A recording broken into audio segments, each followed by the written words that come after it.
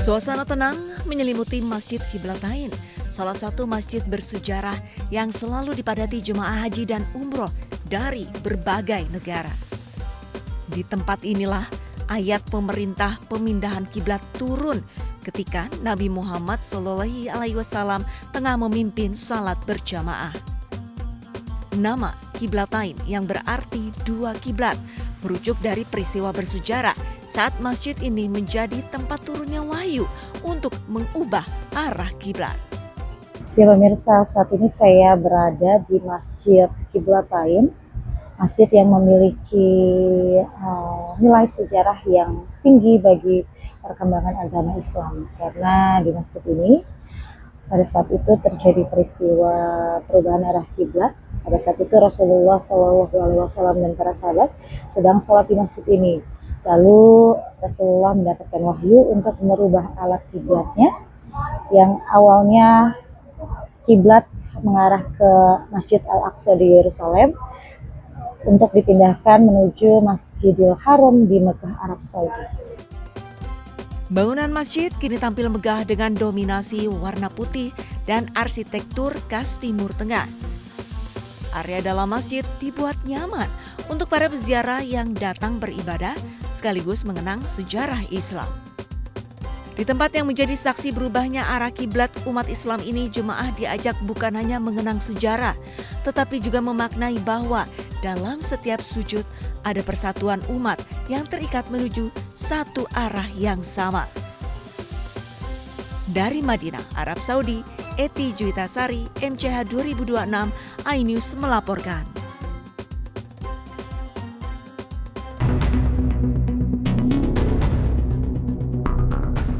Presiden Amerika Serikat Donald Trump berkunjung ke China selama 3 hari untuk bertemu Presiden China Xi Jinping.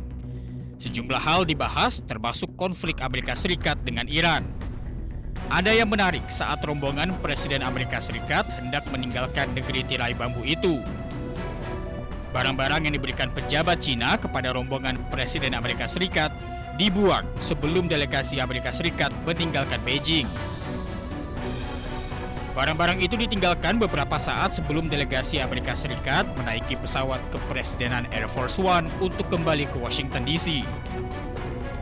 Menurut sejumlah media asing, barang-barang itu diantaranya kartu identitas, telepon genggam sekali pakai, hingga lencana delegasi.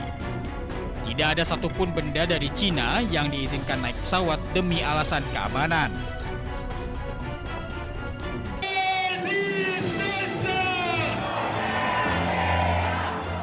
Ribuan pengunjuk rasa turun di jalan di Milan, Italia untuk memperingati Hari Nakba ke-78 tahun. Massa membawa bendera Palestina dan Lebanon serta membawa spanduk Gaza melawan sebagai bentuk solidaritas terhadap agresi militer Zionis Israel yang masih terus berlanjut di Gaza. Massa menyuarakan kemerdekaan bagi rakyat Palestina. Sementara itu, aksi serupa juga berlangsung di Dublin, Irlandia. Puluhan ribu massa turun ke jalan untuk memperingati Hari Nakba. Massa membawa bendera Palestina sambil menyerukan pembebasan untuk Palestina. Para pengunjuk rasa mengatakan bahwa banyak warga Irlandia yang menunjukkan solidaritas bagi warga Palestina. Only recently I learned about Nakba, only in the last 10 years, which is a tragedy, you know. I should have known about that a long time ago, you know. So it's good that I'm here, you know. Solidarity with other members of humanity that are suffering, you know. And I mean, I know exactly how the people are suffering. I've followed it for 2.5 years. And in southern Lebanon now as well, you know. Hari Nakba diperingati setiap tanggal 15 Mei.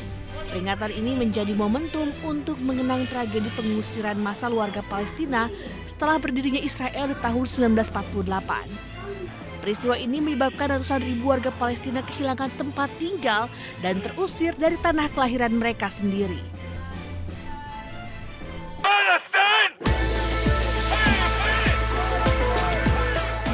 Sejumlah warga Wina, Austria, pro-Palestina menggelar aksi unjuk rasa di ibu kota.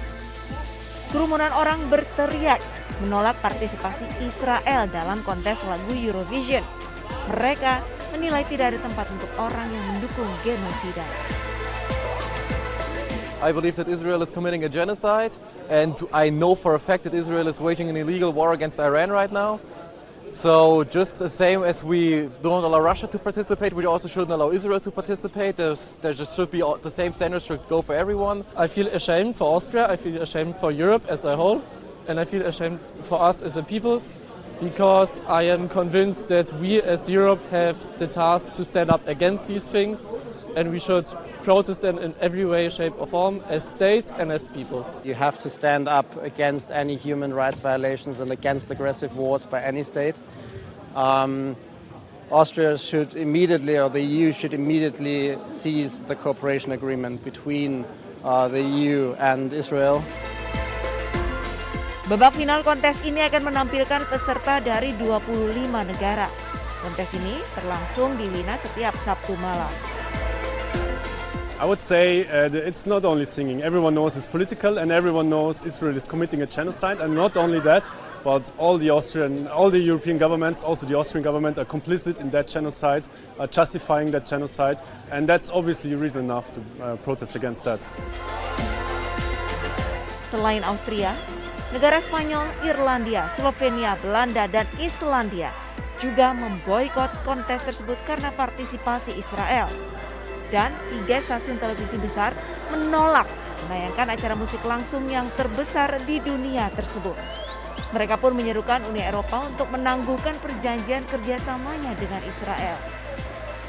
Demonstran menekankan bahwa blok tersebut harus menentang setiap pelanggaran hak asasi manusia dan perang agresif oleh negara manapun.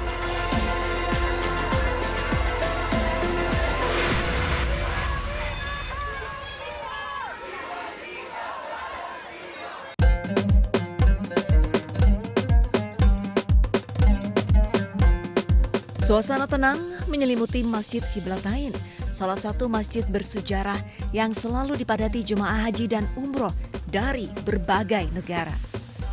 Di tempat inilah ayat pemerintah pemindahan kiblat turun ketika Nabi Muhammad SAW tengah memimpin salat berjamaah. Nama Qiblatain yang berarti 2 kiblat merujuk dari peristiwa bersejarah saat masjid ini menjadi tempat turunnya wahyu untuk mengubah arah kiblat. Ya pemirsa, saat ini saya berada di Masjid Qiblatain, masjid yang memiliki nilai sejarah yang tinggi bagi perkembangan agama Islam. Karena di masjid ini pada saat itu terjadi peristiwa perubahan arah kiblat. Pada saat itu Rasulullah SAW dan para sahabat sedang sholat di masjid ini.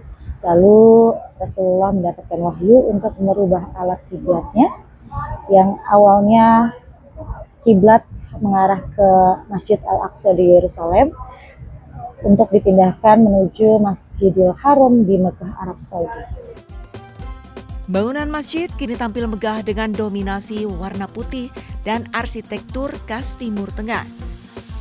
Area dalam masjid dibuat nyaman untuk para peziarah yang datang beribadah sekaligus mengenang sejarah Islam. Di tempat yang menjadi saksi berubahnya arah kiblat umat Islam ini, jemaah diajak bukan hanya mengenang sejarah, tetapi juga memaknai bahwa dalam setiap sujud ada persatuan umat yang terikat menuju satu arah yang sama. Dari Madinah, Arab Saudi, Eti Juitasari, MCH 2026, iNews melaporkan.